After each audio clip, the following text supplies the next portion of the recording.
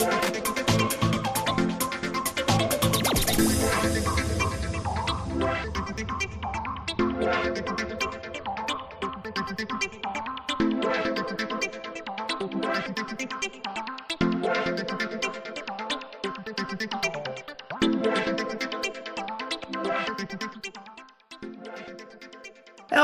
everybody. How are you doing today? Welcome.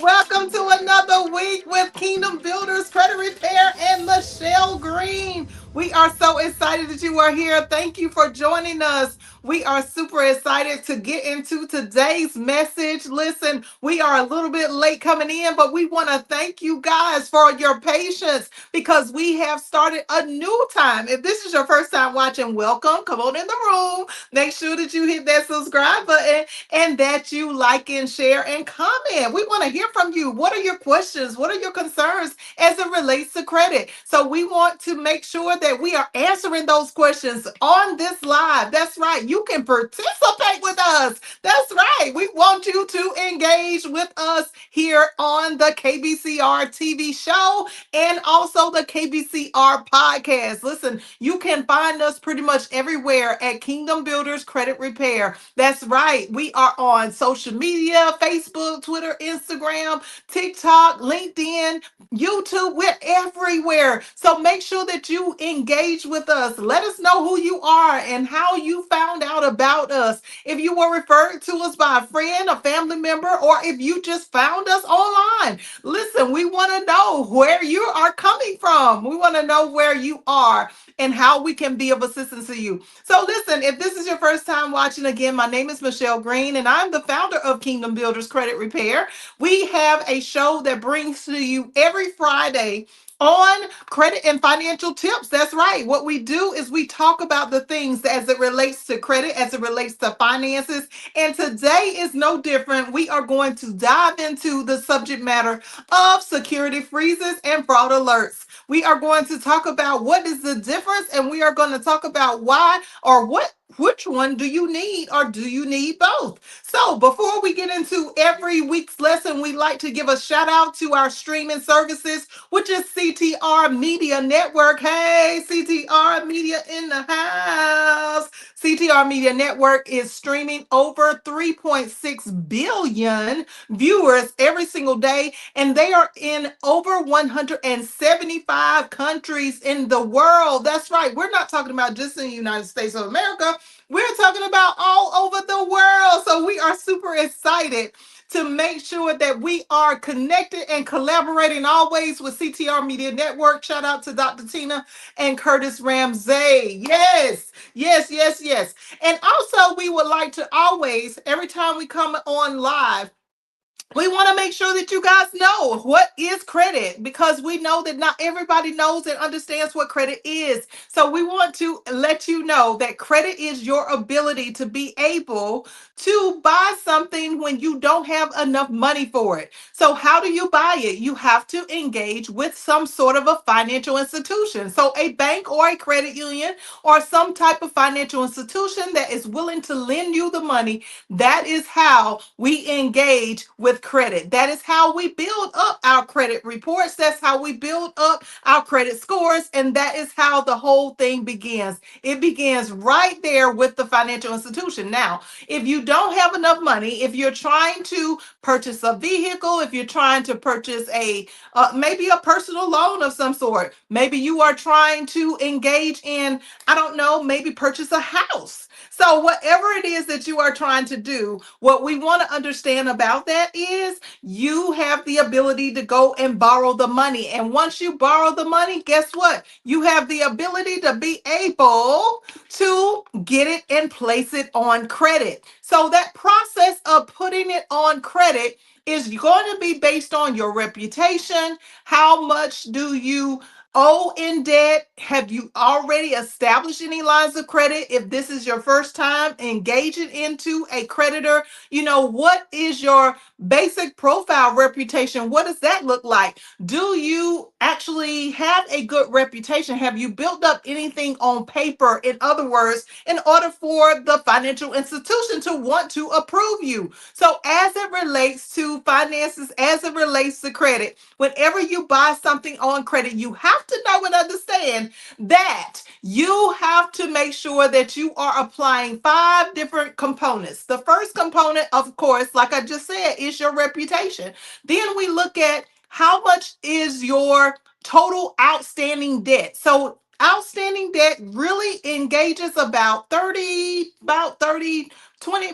I would say about 30 to 35% of the issues around what makes up your credit score. So if you're concerned about being able to get something else with credit, you have to know that 35% is going to be based on how much credit do you owe right now. And then they look at how well will you pay them back. So as a lender, as a creditor, as someone that is a financial institution that's going to lend you credit, they are going to look at, did you actually pay them back under the terms and conditions that you started out with? So we want to make sure that as we go through the credit equation, as we go through the credit cycle of establishing new credit lines, we got to make sure that we are paying people back. Okay, that is a significant thing that we have to do as it relates to us being able to have a good credit score. And also, as it relates to credit, when we are establishing new credit, as we are obtaining that vehicle, we are obtaining that new house, we are obtaining a personal loan or even a student loan for our education purposes. Listen, what we have to understand is that we also need to make sure that our history of credit is good. So, what is the history of the people who you have already paid in the past? What is the history of how well you paid them back? Did you pay them back over the exact terms? Did you pay them back over a period of 2 years or longer? Did you pay them back in a shorter period of time than what they financed you for? So, all of these things take the equation of the credit score. And we want you to have much success. So, don't just discard this information. Make sure that you take this information seriously and that you apply it to your finances. Another thing that they look at is the type of credit that you have. So, do you have a vehicle loan? Do you have a mortgage? Do you have personal loans? A lot of them. Or do you have credit card debt? Do you have department store debt? Do you have furniture? What are the types of debt that appear on your credit? And if they are new accounts, the type of credit will help to improve your credit score. Now, when it relates to the fact that we are looking at the last component of what makes up credit, we're looking at not just the new credit, but the types of credit really boost up the equation of diversity. So we want the diversity on our credit reports of what it is that we are actually obtaining as far as the credit score. So when it relates to credit, when it relates to us starting out and trying to build up our credit score, we have to understand that there are several components to the equation. We cannot just decide that we are going to jump into this mindset that we're going to just go and get whatever we need, and every lender or creditor is just going to hand us a buttload of money and we're going to be fine and dandy. It doesn't work that way. So we not have to know how to play the credit game in order for us to be able to win every single time with our credit and with our finances. Okay. All right. So now that we got that out of the way, the other thing that we want to do is we want to understand, when it relates to credit itself, why do we need a security freeze and why do we need a fraud alert? What is the reason behind us establishing a fraud alert in the first place? And what is the reason behind us establishing possibly a security freeze? Well, first of all, we need to define both of them so that we can understand the purpose of us needing either of them. So, why do we need them in the first place? These are security measures that are taken for those of us who have been fraudulently taken advantage of by a scammer, by someone who has stolen our identity, by somebody who has done us wrong, maybe even a family member or a friend, because it just happens, right?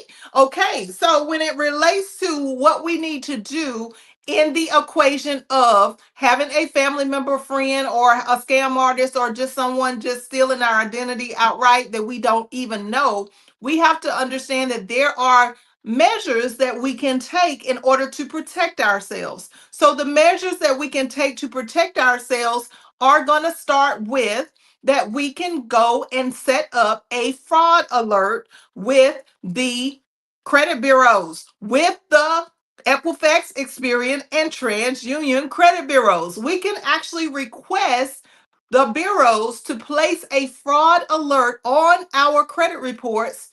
And sometimes in the equation where maybe a large organization that you were a part of, that they had your information, your name, your address, your social, your date of birth, or maybe even your driver's license, in that scenario, if someone had your personal information and it was exposed by a major organization, then that organization could even call the bureaus and have every person set up to have a fraud alert to protect their credit, or in other words, to alert the individual of every time somebody is doing some type of activity on their credit reports, you will be alerted. You, the individual, can do it, or a organization can do it. So, as it pertains to a fraud alert, what we have to understand about a fraud alert is that a fraud alert is only going to alert us after something has taken place. So, when it relates to the fact that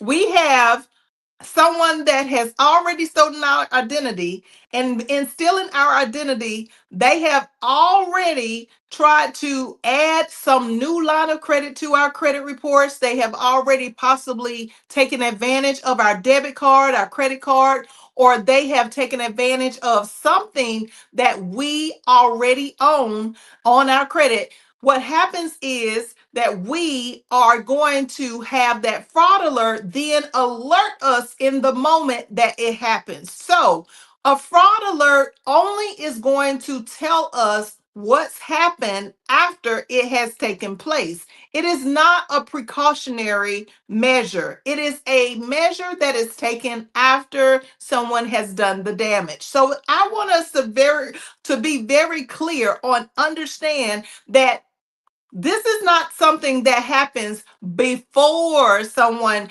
gets us with identity theft. This is not something that happens before. This is something that occurs after we have established that someone has stolen our identity. So if you're dealing with a scam artist, if you're dealing with someone that, is trying to take on your credit, or trying to add something to your credit report, or trying to do something as it relates to your credit, where they're going to add an account, then that means that you will not be alerted until after it has happened. So you will not be alerted until after it has taken place. And so what we want to do is we want to understand that the fraud alert is not a precautionary measure. It is just something that will happen after the damage is done. So, yes, you can place a fraud alert. And yes, a company can add a fraud alert to your credit report, but the fraud alert is only going to alert you after the damage has been done. Okay, so we want to understand that we're not just going to add a fraud alert to our credit if we're trying to secure that no one is going to bring harm to our credit. Now, I do want to just interject here to let you know that there are security measures that you can take through a company that we recommend called LifeLock. LifeLock is a organization that will take the precautionary measures to alert you as soon as somebody tries to steal your identity. As soon as somebody, a scam artist, tries to take your credit and make it theirs, they will alert you by asking if this is something that you have agreed to or if it's not. So when you establish an account with LifeLock, we highly recommend LifeLock to secure your credit so that before anything actually takes place, before they actually hit your credit with that new account that you did not approve of, that you don't even know how it was in a whole nother state, a whole nother country, and it appeared on your credit that you did something that you absolutely did not do, you had nothing to do with. Listen, that is the way that you can protect yourself with a precautionary measure. But the only way that you can do that with a precautionary measure is by doing LifeLock and allowing them to set up a service that is going to tell you right in the very moment, real time, of when someone is going to try to take your credit. So, the only time that you can actually establish that someone is doing something real time and you can stop them from doing it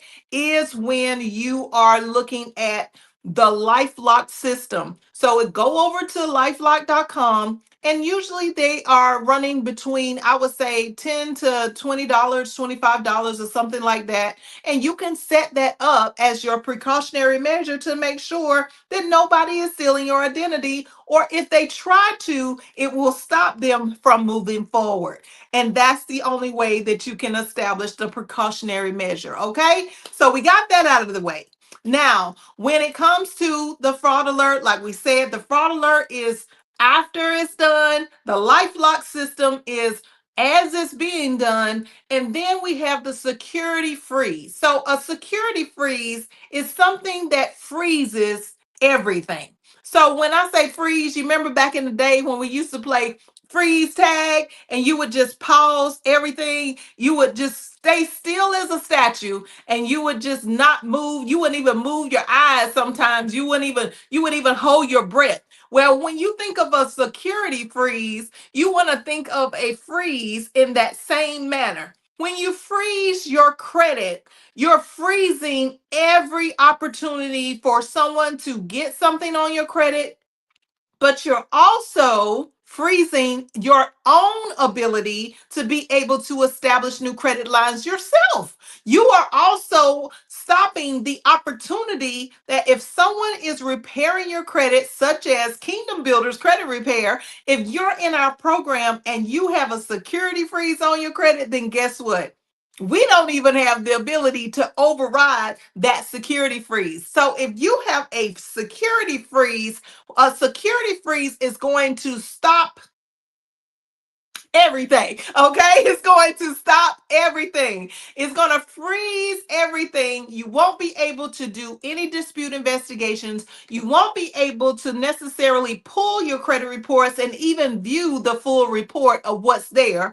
And you won't be able to provide any activity as far as applying for credit. You won't be able to do it. And the people who have scammed you, that may have been trying to steal your identity continuously, they won't be able to do it, and you won't be able to do anything either. So, as it relates to a security freeze versus the fraud alert is the measures that you take afterwards, and then it will happen where they will alert you if something has taken place. The LifeLock is the only system that's going to alert you in real time, and the security freezes just shuts down every single thing that's pertaining to your credit, pertaining to your dispute investigations, pertaining to even if you yourself say, hey, I don't want to have my credit, anything that I am actually applying for, I don't want to have that stopped from being approved. But you don't have a say so when you put a security freeze on your credit. When you put a security freeze on your credit, you are stopping yourself. You're stopping any organization that may be trying to improve your credit through credit repair services. You're stopping all of the debt consolidation companies that may be trying to help you with consolidating your debt. There is absolutely nothing that you can do when there is a security freeze on your credit. Now, I know a lot of people think that securing their credit with the security freeze is the optimal thing to do in order for them to get things deleted from their credit. But let me tell you a little something about this.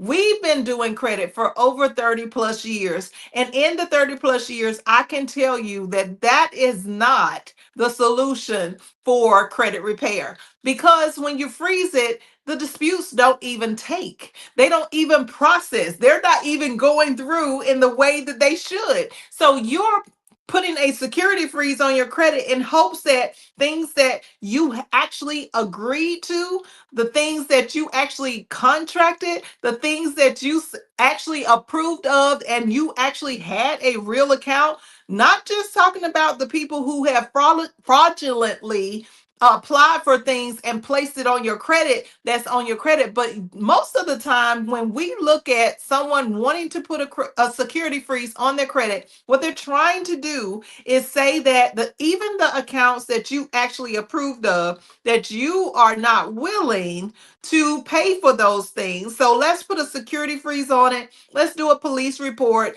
and let's go ahead and turn in some letters to the credit bureaus to say that this is not my debt. Well, when it pertains to that security freeze, it backfires every single time. I'm telling y'all, don't even try that route. Don't even go down that road, because that is not a solution for the accounts that you just want to get off your credit because you know it's yours. You just decided that you didn't want to pay the debt, and you are trying to take a shortcut to get the items taken off of your credit. So that's not a solution. That is a shortcut, and it's a shortcut that can really hurt you more than it can help you. I know that there are many ideas out there around how credit should be handled, how credit repair services are supposed to be taken care of for each individual. But I'm here to tell you that the game has not changed very much in 30 plus years. I've been in this industry for a long time, and I'm telling you right now, this is not something that has ever changed. I have never ever seen it change. No matter the technology, no matter the artificial intelligence, no matter what is happening in the current times that we live in, the security freeze is just not the solution for someone that is going to eventually apply for credit. Now, it does help in a scenario where there may be like a domestic violence situation and you're under the witness protection program. It may work in a situation where you just need to kind of like completely just not disclose of your whereabouts and not disclose of any activity of what's going on.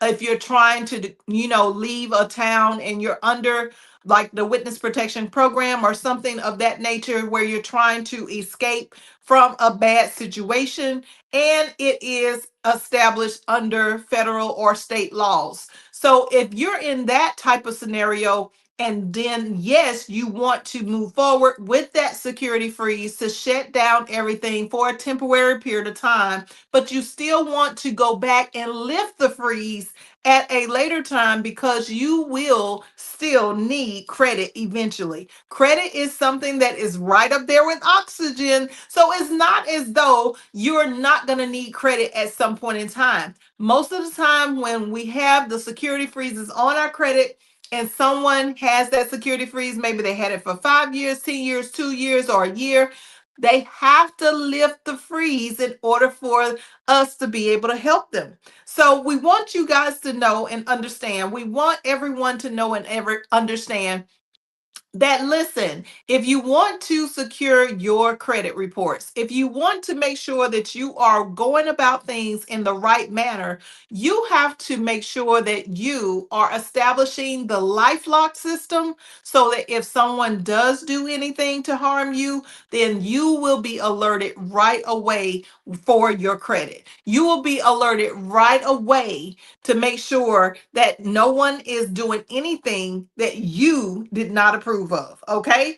And then, secondly, you can always follow up with that fraud alert so that the fraud alert will alert you after the damage has been done, but it will still kind of give you somewhat of a sense of security because it's still going to let you know that, hey, something is going on that is not your normal procedure of how you manage your credit and how you manage your finances. And another thing, we just need to really just understand that the security freeze is just not for everybody. It's usually in a urgent matter or in a domestic violence matter or in some type of matter where someone just is trying to intentionally hide and they have secured everything with a governmental entity. They have secured it with the state, they've secured it with the federal, they have secured it with someone or something, some type of organization that is really trying to help them escape from a certain type of a situation. So I encourage you that if this is all confusing for you, if you don't fully understand any of the things that I have said, then you don't have to understand it because we understand it. So I need you today to go over to www.kingdombuilderscreditrepair.com. And if you scroll down to the bottom of the website, there is a link that says Let's Talk. I need you to click that button, Let's Talk, and I need you to contact us. Put in your name, put in your phone number, put in your email, and let's have a conversation. We will contact you shortly after, within 24 hours, to make sure that we help you with your particular scenario. See, the thing about credit is that most people are just searching the internet, they're looking on YouTube, they're searching the internet for all types of solutions, but every solution is not right for you. So I want you to understand that what we do here at Kingdom Builders Credit Repair, we help you with your particular situation. Your scenario is unique. Did you know that there isn't any two people in the whole wide world that have a credit report that is exactly the same? Not even spouses, not even relatives, parents, children. Nobody has the exact same credit report. So each one of us are unique. So I ask you, why would you go and search the internet for something that is generalized that may not have anything to do with your credit? So come on over to KBCR, get into our Kingdom Builders Credit Repair program today, and let's talk about your specific situation about your credit and about your finances today.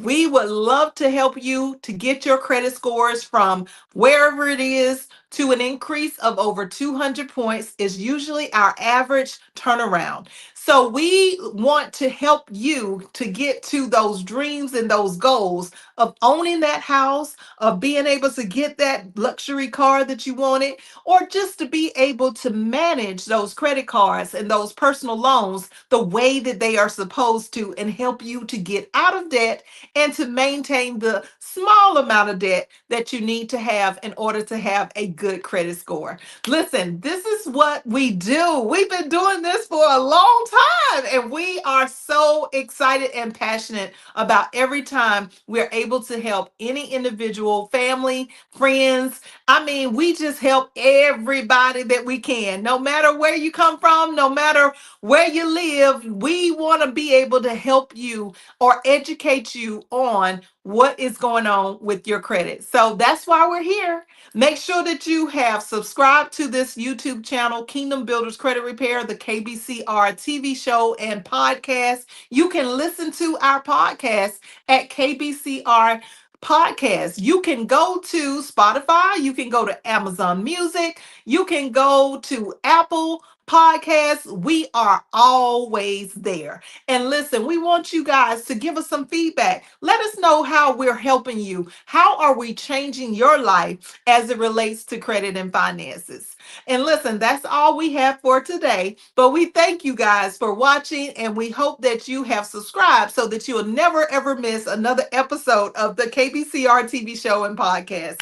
So thank you guys so much, and we appreciate you very, very kindly. We truly appreciate everything that you have done to be here to support us, to be here to engage in our program, and to just listen in every now and then, even if that's all you're doing. We thank you for that. So you guys have a great day, and we'll see you next Friday at our new time, 12 p.m. Eastern Standard Time. All right. Thank you so much for watching. You guys have a great day and take care.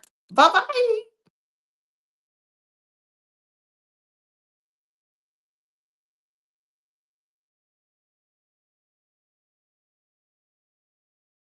bye.